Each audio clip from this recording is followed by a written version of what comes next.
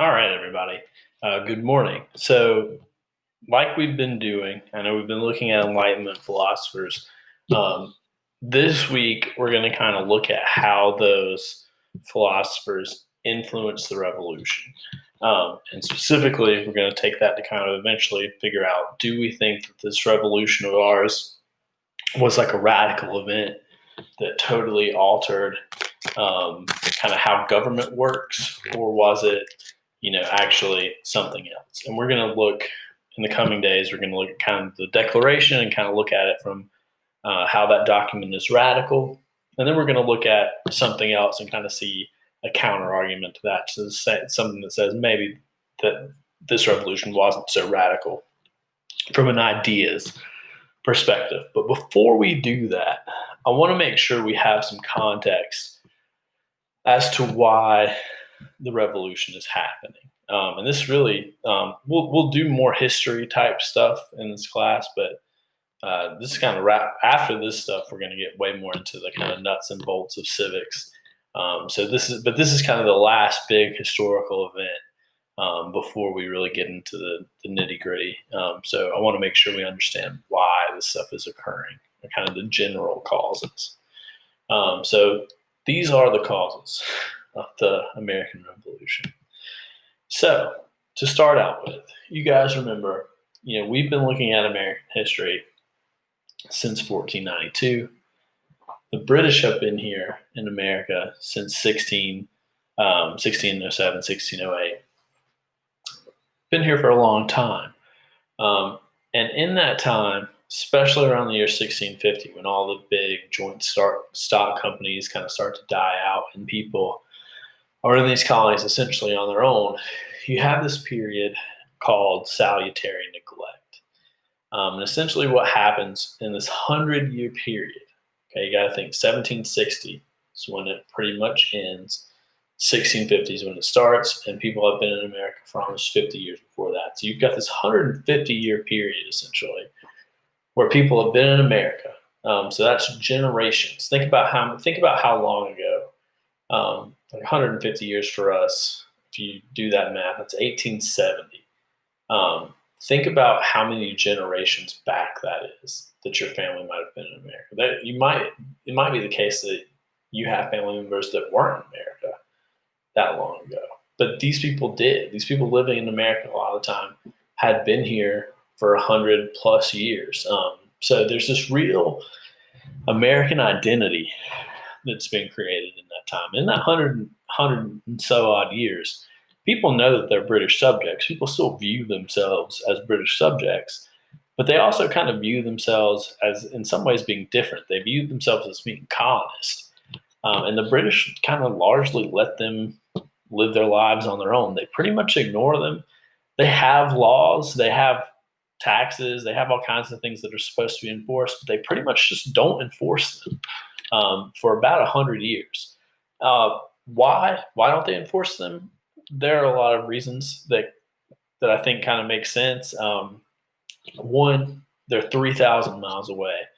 Britain, by the 1700s, is one of the most, if not the most powerful country in the world. It has this huge empire, spans all over the world. So they didn't really need to pay all that much of attention to America. What they needed from America was for American colonists to provide cheap raw goods, so that Britain could take those raw goods, produce them into something else. So take, like, I'm just giving an example here. Cotton wasn't necessarily the crop of choice at the time, but that maybe is something you could understand. Taking raw cotton and turning it into a sweater, or taking wool and turning it into a sweater. Taking indigo, which was a cash crop at the time, and making that into dye, which they could put on different products. So that's what Britain wants. Britain wants raw goods from the colonies, so that Britain can take those raw materials, turn them into a product, and sell them for more money. So Britain is practicing this thing called mercantilism. It's an economic philosophy that really gets in. The heart of it is you need to be selling more than you buy.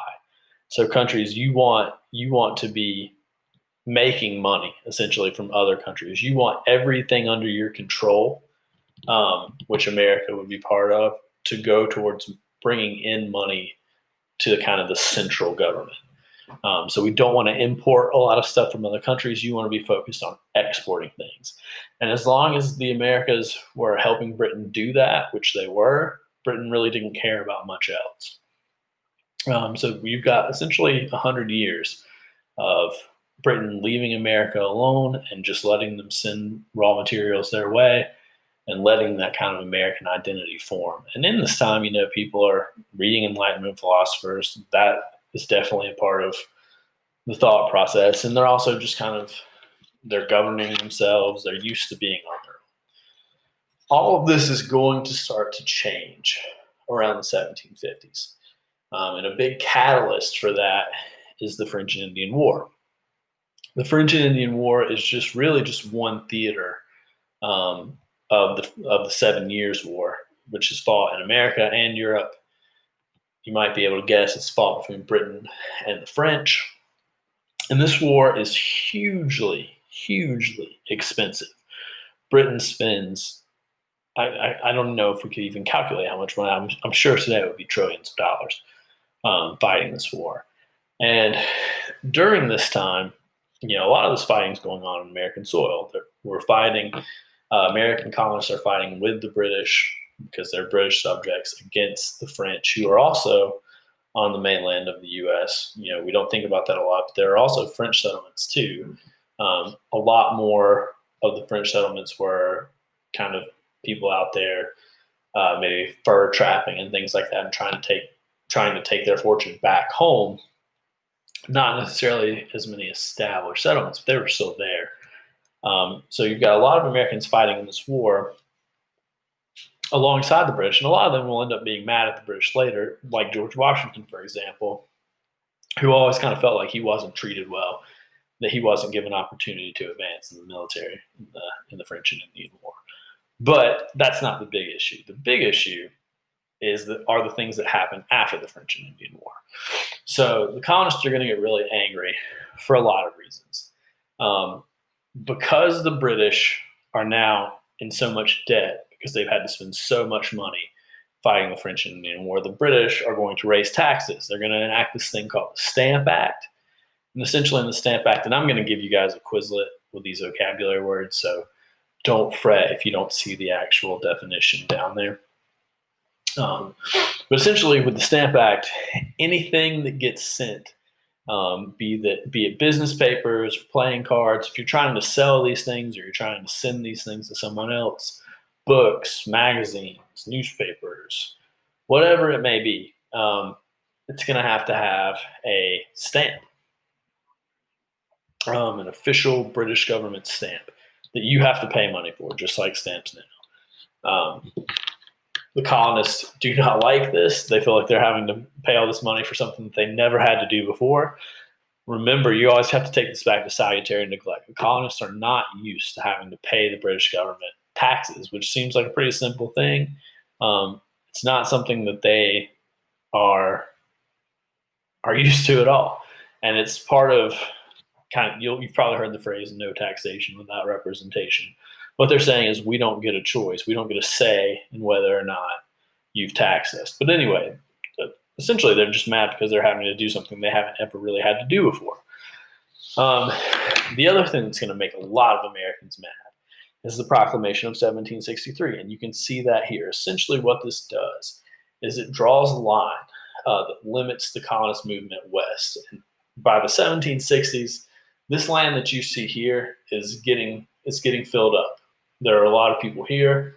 There's not as much land to be had as there was in the past. And to the west is to a British colonist, worlds, acres, untold riches that no one is living in. Now, are there people living there? There definitely are. Indians are living there. British enemies like the French are still in the regime. The British technically have control of all this area now. And the British are worried about starting more wars. They're worried about there being more republics. They know that to the west of these Appalachian Mountains here, are a lot more Indian populations who they know colonists are going to fight with, because colonists really already, in this point in American history, colonists are already starting to see the rest of the continent as like, why can't we have this? Why can't we go live there? And I mean, it sounds crazy. It might sound crazy to you and me.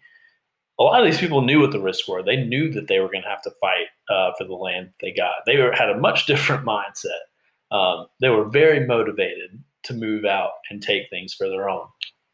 But the British government obviously don't want to spend more money trying to protect colonists who are pushing further and further west. So they're going to create this proclamation of 1763, which essentially says you can't go west of the Appalachian Mountains. And it's just so they can save money trying to protect people and make sure that their British army that is now standing in the U.S. is able to kind of stay in one place. They're really doing it to protect people, but it's going to make the colonists mad.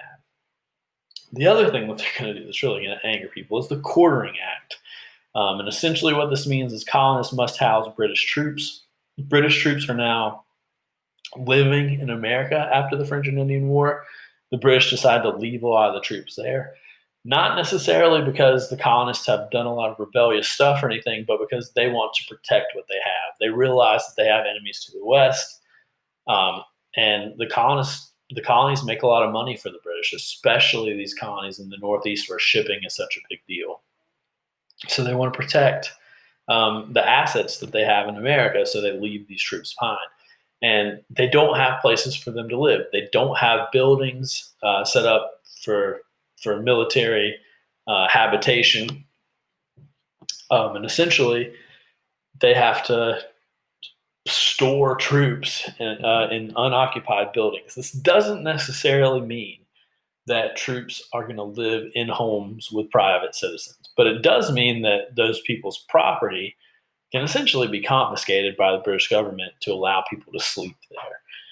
So you wouldn't be able to use, maybe like your barn. Your barn might just get taken for the British government to have people sleep there.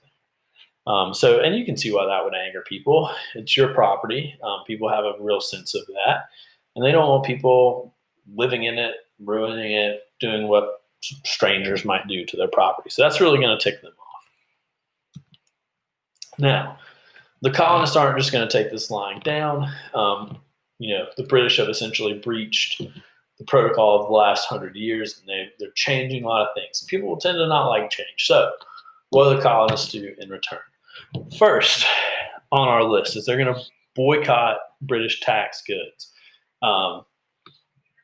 British goods. So like with the Stamp Act, for example, they're going to freak out. They're going to protest. They're going to refuse to buy a lot of these things that the British want you to buy with a stamp on them. They're going to stop buying things that the British are trying to sell back to them, because remember, they're taking those raw materials that the colonists are growing. They're turning them into finished products, and they're selling them back to they're selling them other places too, but they're selling them back to the colonists.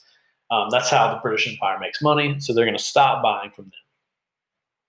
They're also going to have this thing called the Stamp Act Congress. Essentially, it's someone from every colony comes, formally meets together, and demands an end to the Stamp Act. A lot of people in Britain don't like the Stamp Act either, because it's causing them to make less money because fewer people are buying their products that require the stamp. So Britain eventually, because of this, is going to do away with the Stamp Act. Enough colonists have complained, enough domestic British merchants have complained that they'll end the Stamp Act. But we are not done yet. Britain is going to keep imposing taxes and things of that nature because they don't have any money. So the same day that Britain repeals the Stamp Act, they passed something called the Declaratory Act. There had been a lot of complaints in the colonies that Britain technically did not have the right to tax them. And it kind of goes back to that no taxation without representation. The colonists are saying, since we don't have a representative in Parliament, you don't have the right to tax us. Britain's going to pass this thing called the Declaratory Act, which says essentially we can tax you whenever we want to. And then they're also going to pass the Townshend Acts, which says that we are now able to better search your ships for illegal products. One thing you should know, and we are going to delve into this more later, because Britain controls the colonies, they control what can be bought and sold. So say you want this product that Spain is the best at making. Spain is an enemy of the British Empire, and they don't have access to the colonies necessarily. Britain could keep you from buying that legally from Spain. Or, because Britain's the only country selling things to the colonists, they've kind of cut out all the other competition. So to make up for this, a lot of Americans get into the smuggling business, illegally importing things into the United States. And I mean, these people were essentially criminals, but they had done this unpunished, essentially for 100 years, and they had made a lot of money. And a lot of the founding fathers, a lot of people who signed the Declaration of Independence, were in fact smugglers. They were people who were illegally bringing goods into the United States, and they had a real interest in keeping their businesses alive. The Townshend Acts would make their, jobs, and I say jobs with kind of air quotes because really they're criminals. It would make their criminal acts a lot harder to pull off. And that's going to kind of be one of the things that's at the heart of, was this really revolutionary? Was this revolution kind of something that was about keeping the kind of wealthy smuggler class of people in America? Was it something that was about keeping them in their place, keeping them wealthy, allowing them to keep doing what they're doing? Or was this like a revolution that happens based on principles? We're going to kind of examine both of those things as we go along. So the Townshend Act gets passed. Colonists are going to be outraged again, especially those people that are smugglers, but more so everyone, especially people in the northeastern part of what is today the United States. People, the further south you went, typically were less and less angry. And there are a couple of reasons for that too. One of which is a lot of those people had slaves. The kind of radical rhetoric that was being tossed around in the Northeast was a little tougher for them to get behind, because if you're saying, like a lot of people in the Northeast are, this is tyranny, we're not slaves, we'll never be slaves. If you're kind of espousing that rhetoric and you're owning slaves and you think that your slaves might hear it, you might be less likely to say something like that. But anyway, we'll get into more of that stuff kind of a little bit later. So the colonists get really angry again. And shortly after the Townshend Acts are passed, so really about 2 years later, the Boston Massacre is going to occur. We might look a little more into this. I'm really just kind of trying to give you a brief overview. But essentially, in the Boston Massacre, there is a protest outside of kind of a city. I think it's a courthouse in the city of Boston. The protesters are throwing snowballs at the troops, or allegedly throwing snowballs. Some of those snowballs might be filled with rocks. And one of the British soldiers who's guarding the government building is scared. He shoots at the protesters, which causes all the other British soldiers to shoot. 3 people are killed, including Crispus Attucks, who I think is probably the most famous person in the killing. He's actually an African American man, and you'll see him if we ever. I'll probably show you the picture that Paul Revere does of the massacre. But it's 3 people, but people are outraged after the Boston Massacre, especially once the British soldiers who shoot the troops are acquitted. They're found not guilty in their trial. This rallying cry is going to go up along with the Boston Massacre of no taxation without representation. Essentially, people saying it's not fair that you're taxing us without us having a say in it. We don't have a representative in the British Parliament, therefore it shouldn't be legal. So that's going to be a rallying cry. And then another big event that's going to happen is the Boston Tea Party, which I'm sure you've heard about before. Essentially, a large amount of tea is dumped into the Boston Harbor by the Sons of Liberty to protest the Tea Act, which did tax tea, but there's a little more to it than that. We are going to come back to this in the coming days. because it's a more interesting story than you might be aware of. But anyway, this is another kind of reactionary thing to these new British laws that are being passed. As a reaction to that, the British government is going to come down very hard. They're going to pass a set of legislation called the Coercive Acts, which are going to severely limit freedoms and trade in the colonies, specifically in Boston. Essentially, it's going to shut down the ports in Boston. The colonists are going to refer to the Coercive Acts as the Intolerable Acts because they're so horrible. Boston is going to be swarmed with British redcoats, and people are going to be very limited in their freedom. After this, in response to this, the colonists are going to meet in the First Continental Congress. At this Congress, at this meeting, they're going to demand that their rights be restored, and they also plan more boycotts, which is, again, you can see a little footnote here. It's followed by more British troops in a battle at Lexington Concord. This is officially the first battle of the Revolutionary War. However, war technically has not been declared. We haven't actually declared our independence at this point, but the battle has already started. After this, later in 1775, we're going to have the Second Continental Congress. We're going to argue about leaving. Colonists are still conflicted at this point, but the pressure is building to do something. Thomas Paine, actually an immigrant to the United States, is going to write this pamphlet called Common Sense, which is going to be widely distributed. Remember, at this point in time, we've got the printing press. It's been around for a while, but it's being put to good use. Pamphlets like these are able to be distributed very quickly. People read them out loud in public, and it does help sway public opinion in favor of the revolution. And then finally, in 1776, we're going to declare our independence. So that is going to be what we just did there is kind of the basic causes. We're not going to go into much more depth than that as far as the actual history part of it, but I just wanted you to kind of have that context of these events. So as we're going forward, we'll be able to see was this revolution actually revolutionary. So that's it for today. Let me know if you have further questions. Tomorrow we're going to get into actually looking at the Declaration of Independence and seeing if we can spot the similarities between the Enlightenment philosophers that we've read and kind of what's being written in the Declaration. So, let me know if you have questions. Otherwise, I'll talk to you later. Bye.